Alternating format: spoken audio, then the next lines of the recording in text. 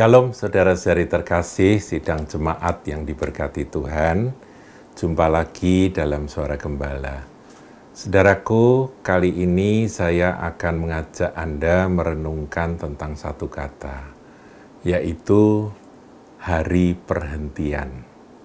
Saudara, kita mundur ya di riwayat penciptaan manusia, bagaimana kalau Anda baca di dalam Kejadian pasal yang pertama, di situ dinarasikan Allah menciptakan langit bumi beserta segala isinya. Termasuk ketika hari ke-6 manusia, yaitu Adam dan Hawa, nenek moyang kita diciptakan oleh Bapa Surgawi. Nah, setelah 6 hari Tuhan bekerja menciptakan alam semesta beserta dengan segala isinya, maka ada ayat firman yang perlu kita perhatikan, saudaraku.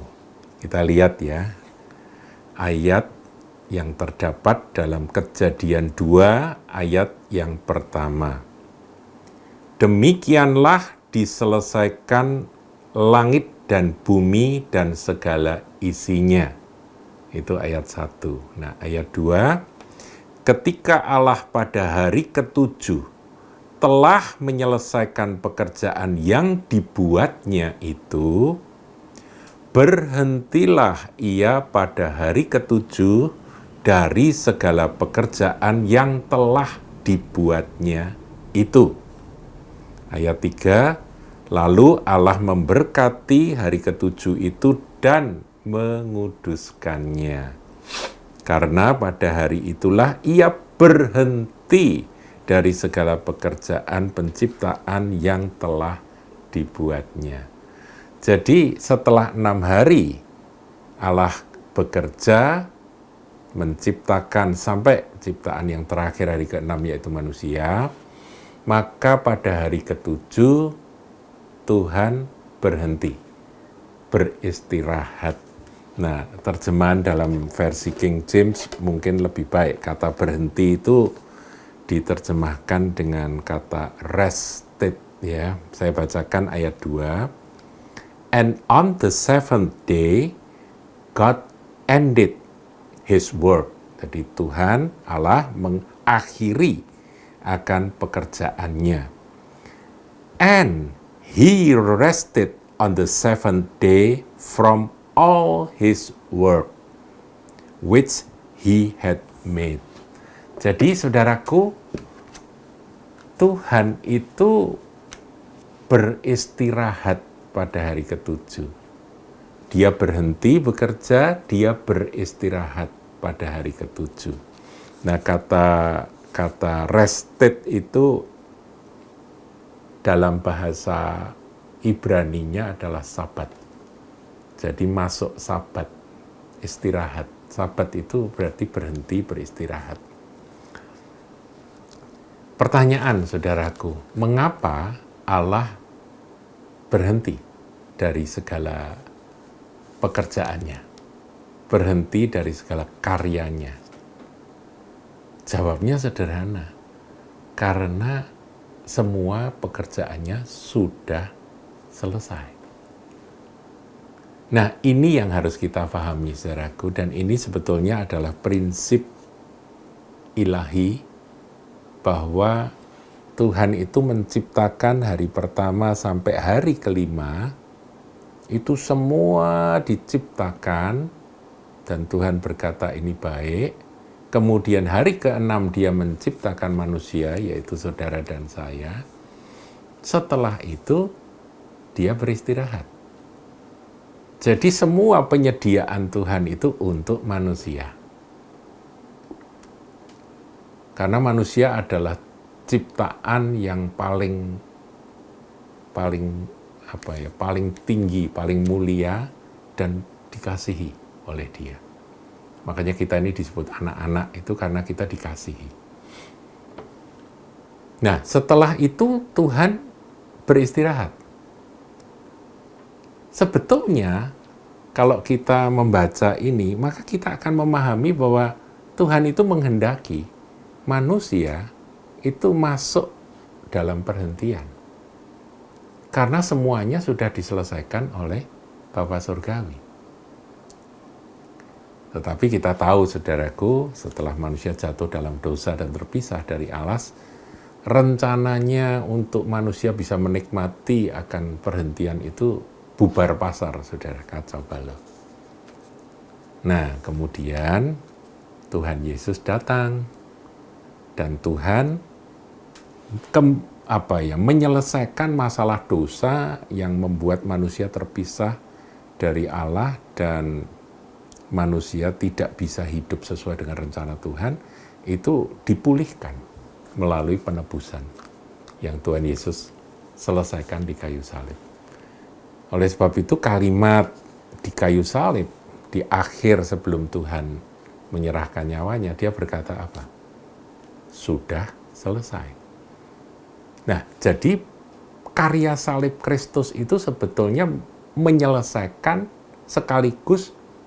masalah dosa, tapi sekaligus mengembalikan manusia pada rencana Allah yang semula, yaitu supaya manusia ini boleh hidup di dalam perhentian, di dalam hari ke-7, hari perhentian. Saudara, menarik, saudaraku, kalau kita bandingkan dengan Ibrani ya. Ini kan ayat-ayat ini dikupas panjang lebar oleh penulis Ibrani, dan di dalam kitab Ibrani 4 ya, saudara, ayatnya yang ke-4 di situ diulang apa yang tadi sudah kita baca dalam Kejadian 2. Sebab tentang hari ke-7 pernah dikatakan di dalam suatu nas, dan Allah berhenti pada hari ke-7 dari segala pekerjaannya. Mengapa berhenti? Karena semua sudah dibereskan, semua sudah diselesaikan. Nah, di perjanjian baru, saudaraku, masalah kejatuhan manusia yang sepertinya tanda kutip membatalkan akan rencana Allah yang merindukan, mengharapkan, dan merencanakan manusia itu hidup dalam perhentiannya pada hari Sabatnya itu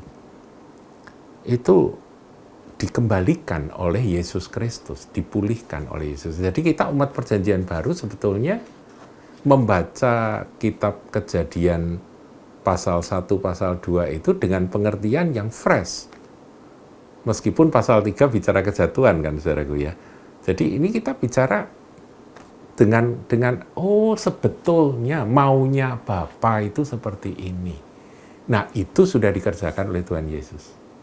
Nah, ketika Tuhan Yesus mengerjakan semuanya dan dia berkata sudah selesai, terjemahan lama ditulis dengan kalimat sudah genap. Sudah genap, sudah selesai, berarti ya sudah selesai, saudaraku. Semua persoalan itu sebetulnya sudah diselesaikan oleh Bapa Surgawi melalui karya Kristus bagi kita umat tebusan. Saudaraku, ada satu ayat yang menarik untuk direnung, saudara.